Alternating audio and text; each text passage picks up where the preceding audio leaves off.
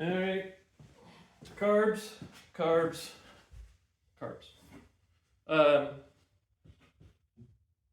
So the purpose of the video is to keep you from blowing up your engine. This isn't going to get too deep into the weeds about, technical aspects, but we are going to go over a few things real quick, just so that we're all starting from a base level of knowledge. So carburetors are McCuney VM38s on our cars, on all two strokes.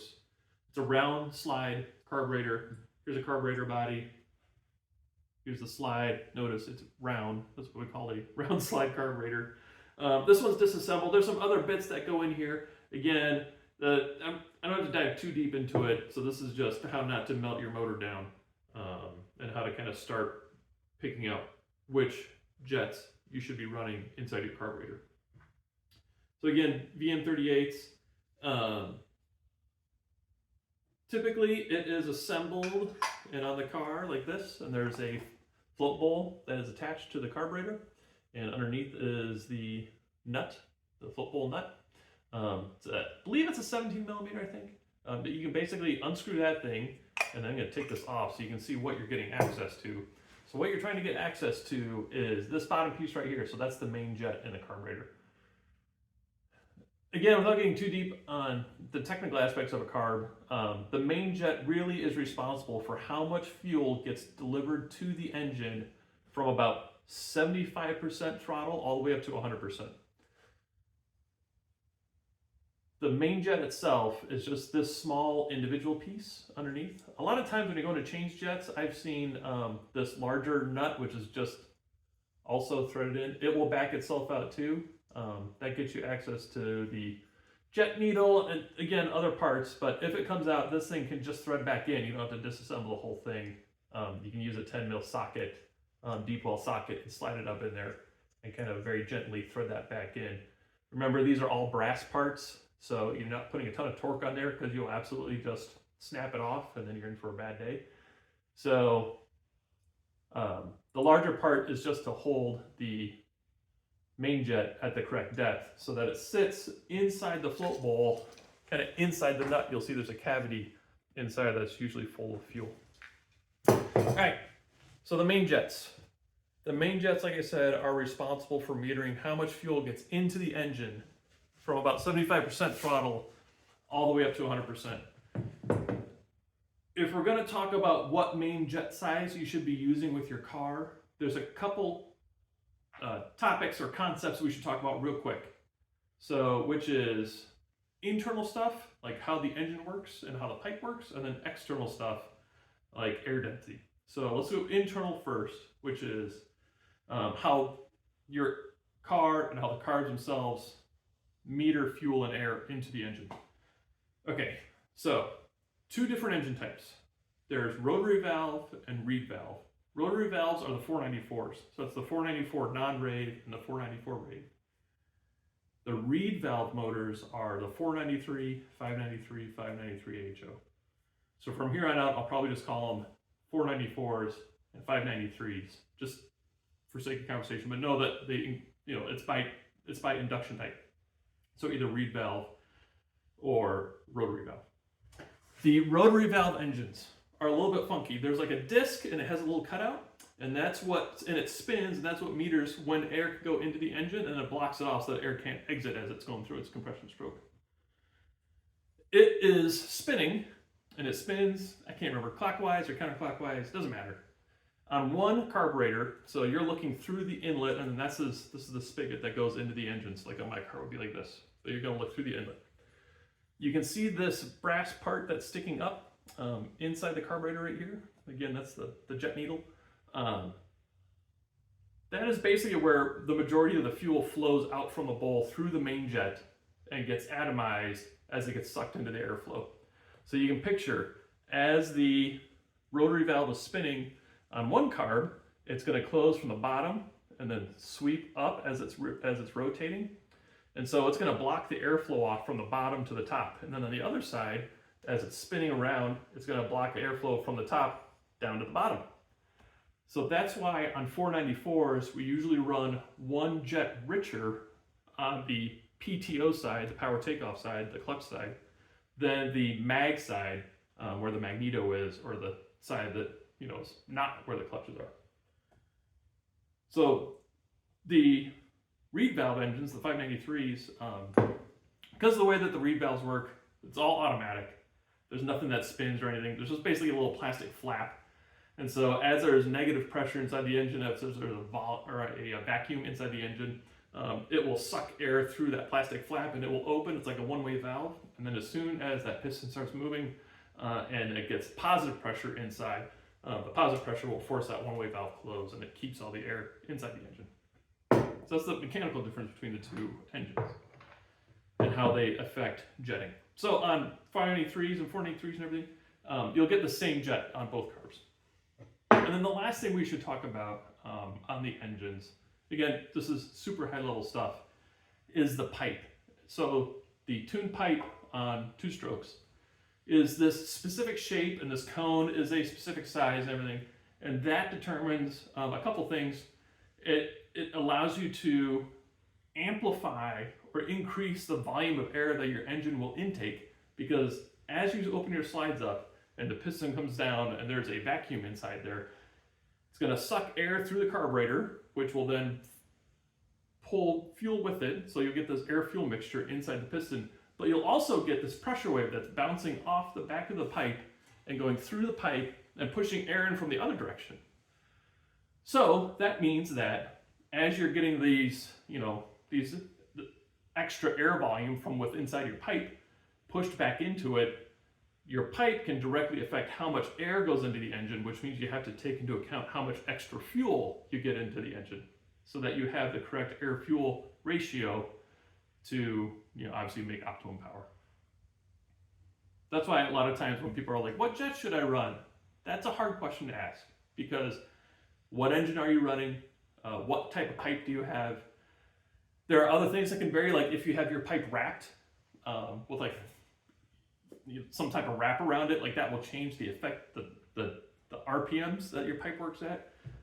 There's a bunch of other things outside of atmospheric conditions. So there's these internal questions that you have to answer, and then you have to look at the atmospheric ones, so the external factors.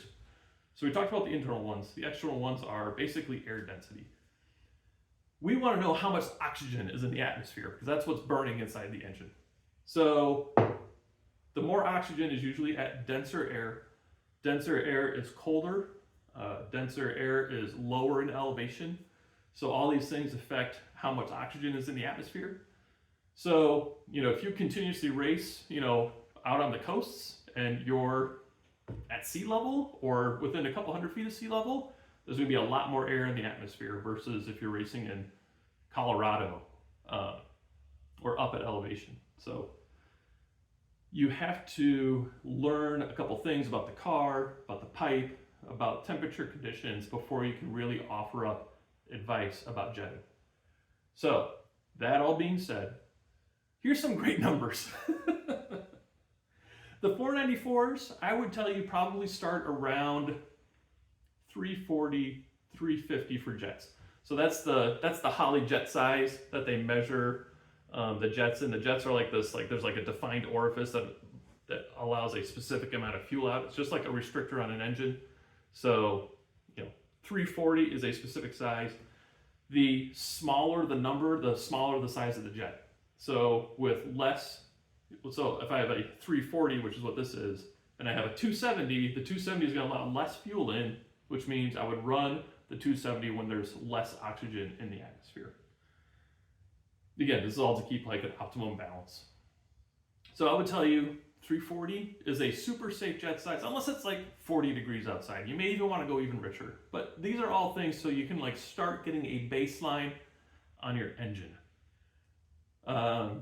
The 593s, probably a jet to recommend that is totally safe is 450, 460.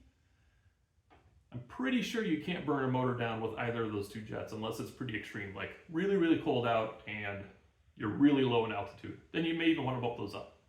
Oh, real quick, jet sizes, they go in multiples of 10.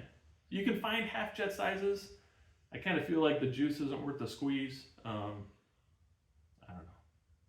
I would rather not burn motors down. I can show you an example of what happens when you run too lean. So this was at an event where I was having fuel pump problems, and so the engine at peak RPM and at peak speed was running out of fuel. Now the engine made great power right up until it didn't, but this is what happened. So this is an aluminum forged piston, and it got too hot, and it actually broke off the top ring. This was from a 494, so it had 2 rings, and that top ring broke, and then there's actually pieces of it like pushed down and like melted into the crown because the piston got too hot. So aluminum starts to get really soft at about 1,250 degrees, 1,220, somewhere around there. So when you're looking at EGT numbers, assuming your EGTs are calculated properly, you want to make sure that your engine's not getting over, 1250 air temp. So that's the actual temperature blowing over the EGT sensor itself. If you're getting, under 1,000, you're definitely running with too much fuel, and you'll start fouling out plugs. But at least you're not going to burn your motor down. If you are, 1150 up to 1200, that is, you better be paying attention. You better make sure that you have good notes and know that your engine's going to be safe. If you're over 12,000, or 12,000, if you're over 1,200, that is definitely danger zone. So, yeah, if you're, if it's the runoffs or if it's solo nationals and you're really trying to go for it, that's on you. But for a regional event, and you want to buy, unless you want to buy new pistons, right? So anyway, running too lean, so running not enough fuel will cause the temperature inside the piston, inside the jug, inside the combustion chamber, to skyrocket and get too hot, and then your aluminum gets soft, and it will actually start melting, and you'll get scuffs on the side, or you'll start getting detonation, and then you have catastrophic failure like this. How do you know if you're at the right temperature? Hopefully you have EGT sensors, and can start getting an idea of what feels good in the car, what is safe to run on your engine. Another good way to look at it to kind of back up the EGT data is to look at your spark plugs and just see, are they completely balled up with carbon? So are they running super rich, or are they kind of like a toasty, nutty brown? That's usually a good sign. If they're starting to get almost white and ashy, then you are running hot, and there's a good risk that you're going to melt the motor down. An even safer bet is to learn how to read piston faces. So this one was actually pretty close. You can see kind of by reading the carbon. So this is the exhaust port side, and this is the intake side. So as fresh fuel was going into the combustion chamber with the air, it usually will wash off some of the carbon. It's a little dusty, sorry. And wash off some of the carbon. These are the transfer ports areas. So like that's pretty close. This could actually be run a little bit leaner, but that's just how it came out of the engine when I was doing a rebuild on an engine. So like I said, safe zones to start with are probably, like I said, 340 on a 494 and 460 on a 593. On a typical summer day on my engines, this engine I've been running 420s, 410s, 400s if it's really hot. Again, if it's really hot out, and especially if the humidity is up, because the humidity will drive out the oxygens in the atmosphere. They'll actually be taken up by water molecules. You'll have less oxygen, so you have to run less fuel. So a smaller number, a leaner jet. If it's in the middle of winter and things are cold and it's really dry outside, there's more air, there's more oxygen in the air. So you have to run a fatter jet, a higher numbered jet, to make sure that you don't get into engine issues. So anyway, I hope that answers questions about what jet should I run. Again, this is really for people who just bought a car, who are installing new engines in their car, have an unknown pipe or upgrading a pipe. I would definitely recommend starting a little bit fat, buy extra spark plugs, and just start getting temperature readings based off of, and keep a log, right? Keep a log of, this was the air temperature, this was the humidity, this was the relative air density. You should learn what all these terms mean. And that way you can keep a record of, I ran these jets and these were the EGTs that I saw. This is what the cylinder, this is what the pistons look like. So as you progress with your driving and with your car, you can optimize the engine performance, hopefully to kind of coincide with your driving performance. So if you have any questions, let me know. And I think that about covers it. Right? Hugs and kisses. Bye bye.